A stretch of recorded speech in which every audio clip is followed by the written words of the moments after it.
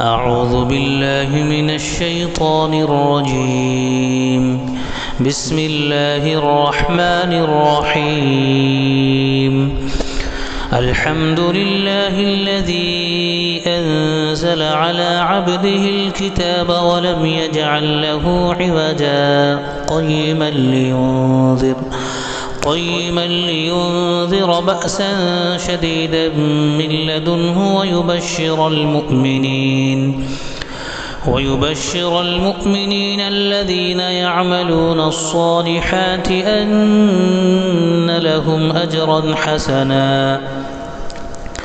ماكثين فيه أبدا، وينذر الذين قالوا اتخذ الله ولدا ما لهم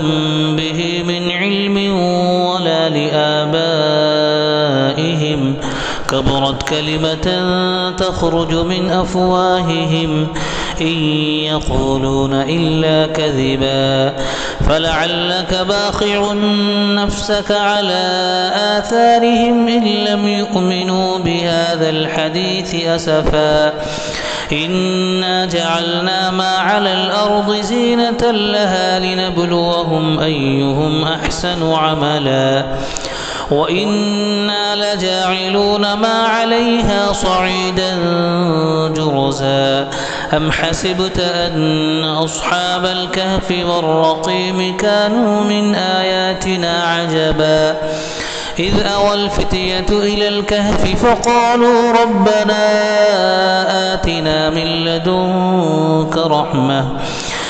لدنك رحمة وهيئ لنا من أمرنا رشدا. فضربنا على آذانهم في الكهف سنين عددا، ثم بعثناهم لنعلم أي الحزبين أحصى لما لبثوا أمدا. نحن نقص عليك نبأهم بالحق، إنهم فتية آمنوا بربهم وزدناهم هدى. وربطنا على قلوبهم إذ قاموا فقالوا ربنا رب السماوات والأرض لن ندعو من دونه إلها لقد قلنا إذا شططا. هؤلاء قوم اتخذوا من دونه آلهة لولا يأتون عليهم بسلطان بين،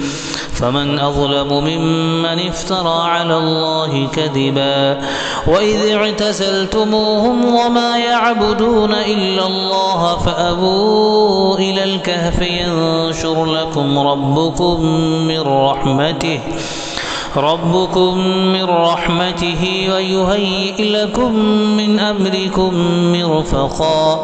وترى الشمس إذا طلعت تزاور عن كهفهم ذات اليمين وإذا غربت تقرضهم ذات الشمال وهم في فجوة منه، ذلك من آيات الله. من يهد الله فهو المهتد، ومن يضلل فلن تجد له وليا مرشدا. وتحسبهم أيقاظا وهم رقود ونقلبهم ذات اليمين وذات الشمال وكلبهم باسط ذراعيه بالوصيد. لو اطلعت عليهم لوليت منهم فرارا ولملئت منهم رعبا. وكذلك بعثناهم ليتساءلوا بينهم، قال قائل منهم كم لبثتم؟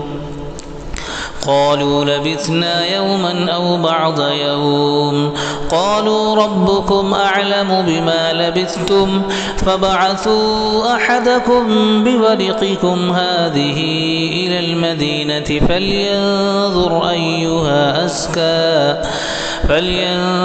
أيها أزكى طعاما فليأتكم برزق منه وليتلطف ولا يشعرن بكم أحدا إنهم إن يظهروا عليكم يرجموكم أو يعيدوكم في ملتهم ولن تفلحوا إذا أبدا وكذلك أعثرنا عليهم ليعلموا أن وعد الله حق وأن الساعة لا ريب فيها إذ يتنازعون بينهم أمرهم فقالوا ابنوا عليهم بنيانا ربهم أعلم بهم قال الذين غلبوا على أمرهم لنتخذن عليهم مسجدا سيقولون ثلاثة رابعهم كلبهم ويقولون خمسة سادسهم كلبهم رجما بالغيب ويقولون سبعة وثامنهم كلبهم قل ربي أعلم بعدتهم ما يعلمهم إلا قليل فلا تمال فيهم إلا مراء ظاهرا ولا تستفت فيهم منهم أحدا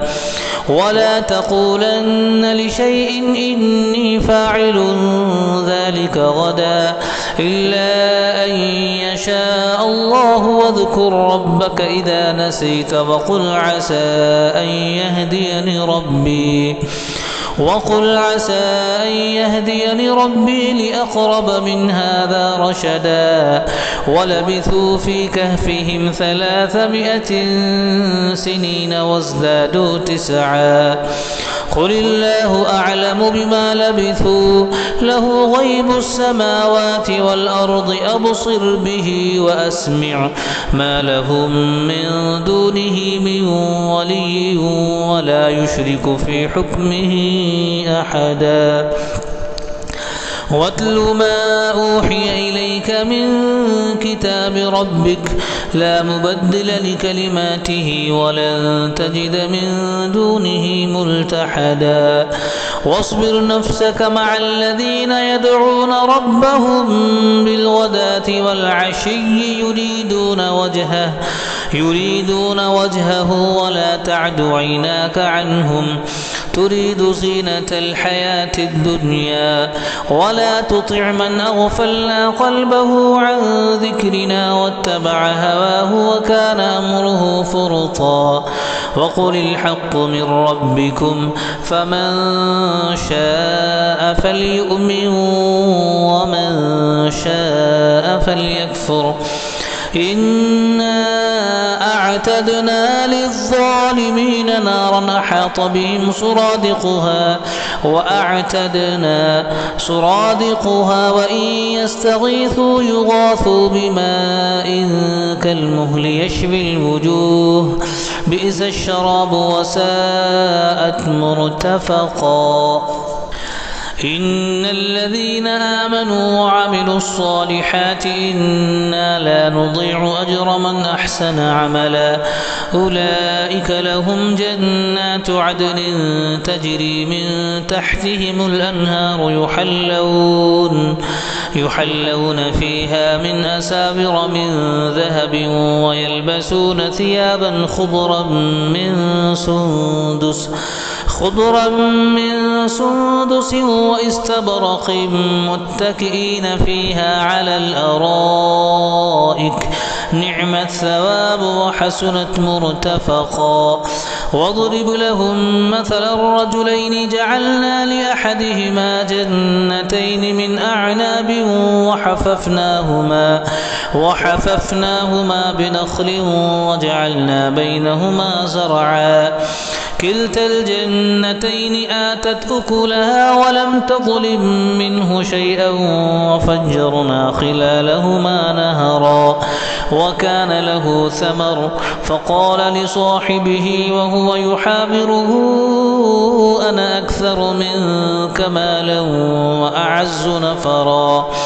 ودخل جنته وهو ظالم لنفسه قال ما أظن أن تبيد هذه أبدا وما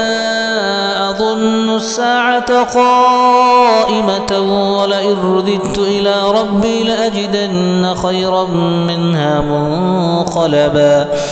قال له صاحبه وهو يحاوره أكفرت بالذي خلقك من تراب ثم من نطفة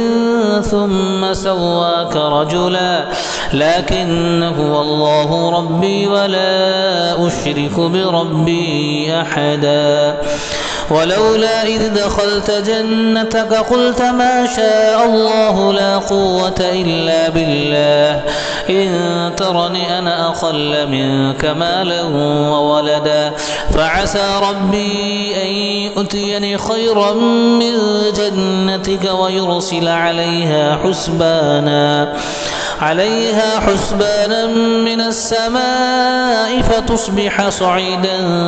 زلقا أو يصبح ماؤها غورا فلن تستطيع له طلبا. وأحيط بثمره فأصبح يقلب كفيه على ما أنفق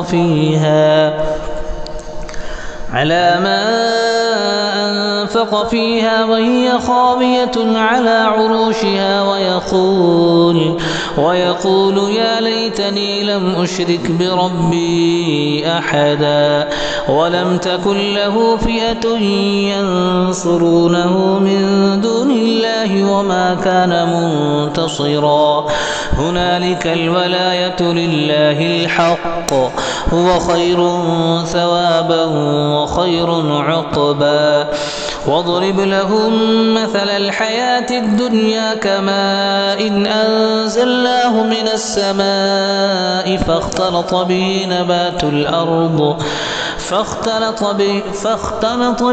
نبات الأرض فأصبح هشيما تذروه الرياح وكان الله على كل شيء مقتدرا. المال والبنون زينة الحياة الدنيا والباقيات الصالحات خير عند ربك ثوابا وخير أملا. ويوم نسير الجبال وترى الأرض بارزة وحشرناهم فلم نغادر منهم أحدا. وعرضوا على ربك صفا لقد جئتمونا كما خلقناكم أول مرة بل زعمتم أن لن نجعل لكم موعدا. ووضع الكتاب فترى المجرمين مشفقين مما فيه ويقولون يا ويلتنا ما لهذا الكتاب لا يغادر صغيرة ولا كبيرة إلا أحصاها ووجدوا ما عملوا حاضرا ولا يظلم ربك أحدا. وإذ قلنا للملائكة اسجدوا لآدم فسجدوا إلا إبليس كان من الجن ففسق عن أمر ربه أفتتخذونه وذريته أولياء من دوني وهم لكم عدو بئس للظالمين بدلا. ما أشهدتهم خلق السماوات والأرض ولا خلق أنفسهم وما كنت متخذ المضلين عضدا. ويوم يقول نادوا شركائي الذين زعمتم فدعوهم فلم يستجيبوا لهم وجعلنا بينهم موبقا. ورأى المجرمون النار فظنوا أنهم مواقعوها ولم يجدوا عنها مصرفا.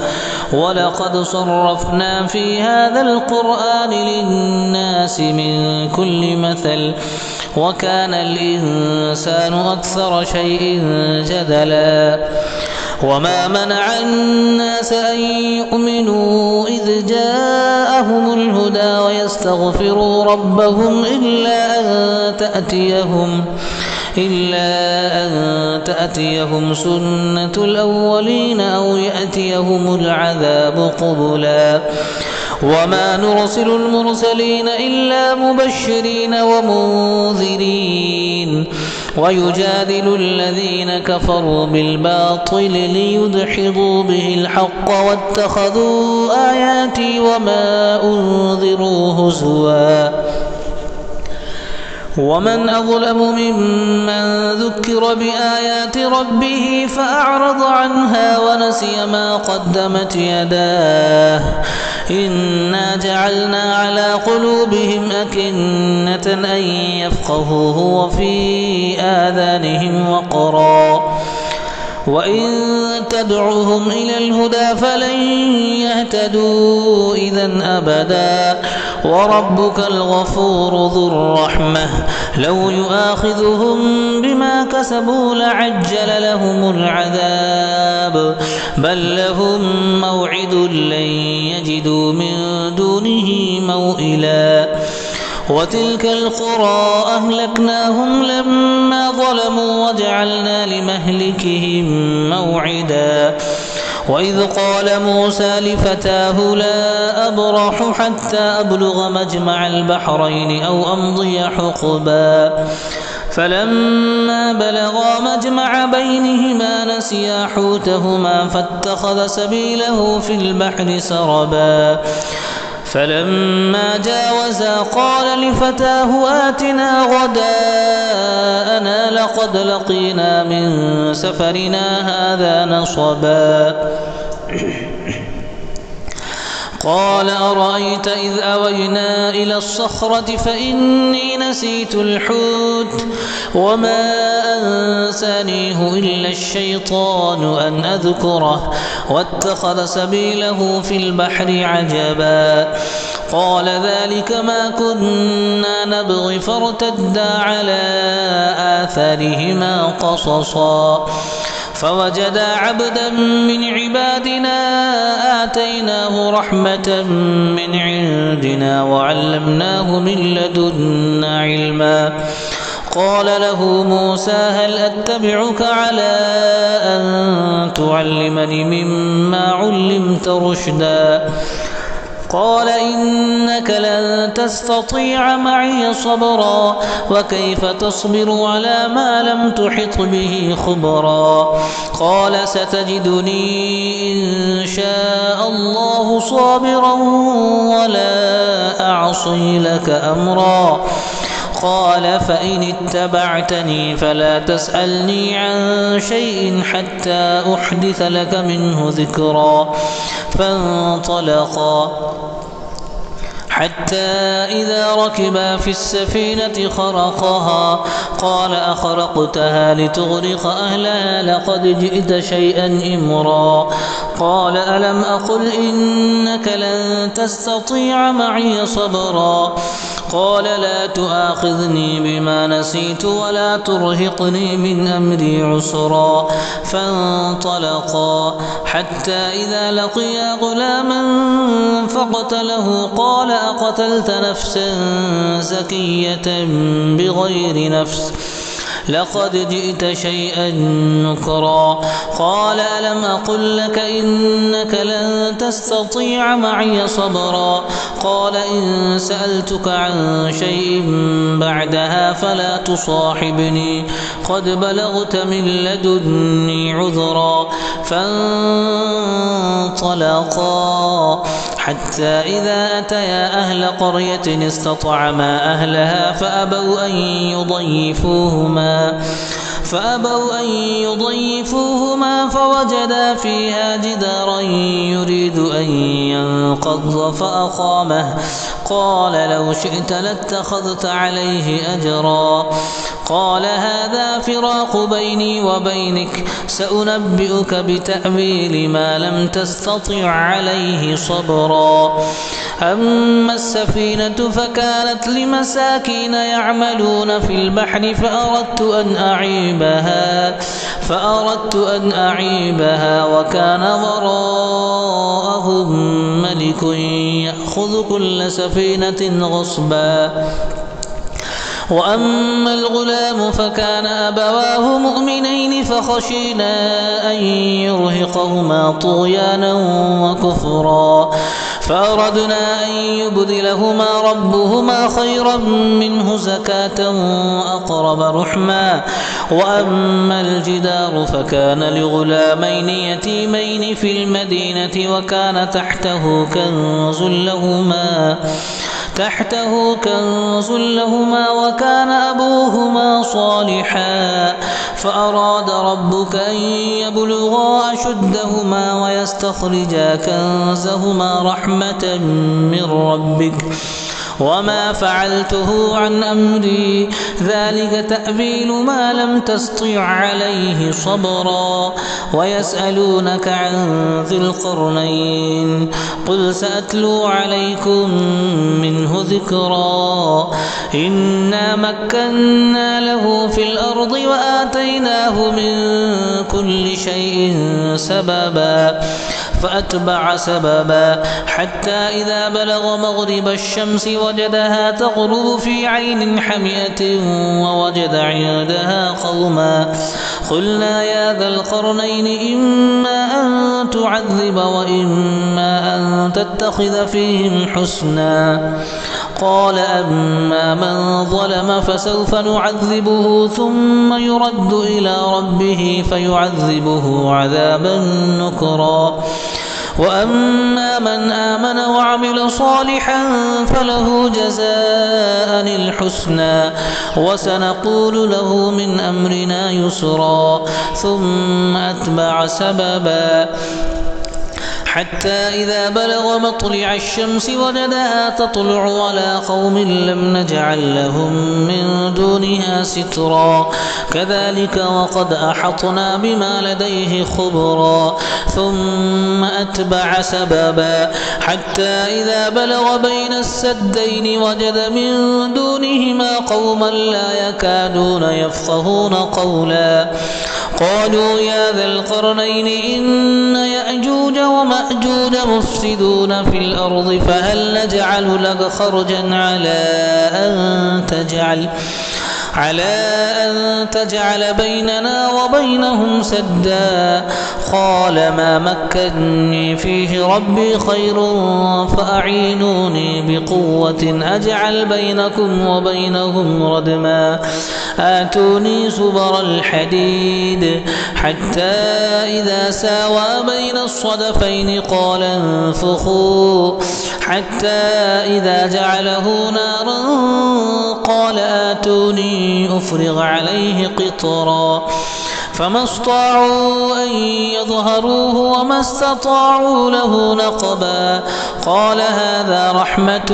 من ربي فإذا جاء وعد ربي جعله دكاء وكان وعد ربي حقا وتركنا بعضهم يومئذ يموج في بعض ونفخ في الصور فجمعناهم جمعا وعرضنا جهنم يومئذ للكافرين عرضا الذين كانت أعينهم في غطاء عن ذكري وكانوا لا يستطيعون سمعا أفحسب الذين كفروا أن يتخذوا عبادي من دوني أولياء إنا أعتدنا جهنم للكافرين نزلا قل هل ننبئكم بالأخسرين أعمالا الذين ضل سعيهم في الحياة الدنيا وهم يحسبون أنهم يحسنون صنعا أولئك الذين كفروا بآيات ربهم ولقائه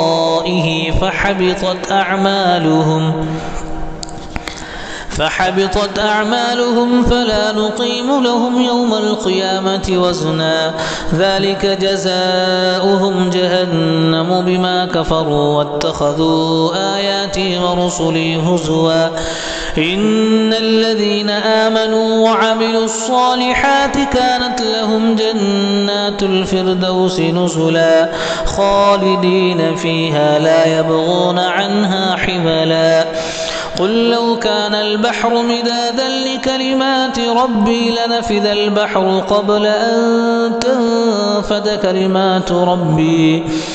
أن تنفذ كلمات ربي ولو جئنا بمثله مددا قل إنما أنا بشر مثلكم يوحى إلي أنما إلهكم إله واحد فمن كان يرجو لقاء ربه فليعمل عملا صالحا ولا يشرك بعبادة ربه أحدا.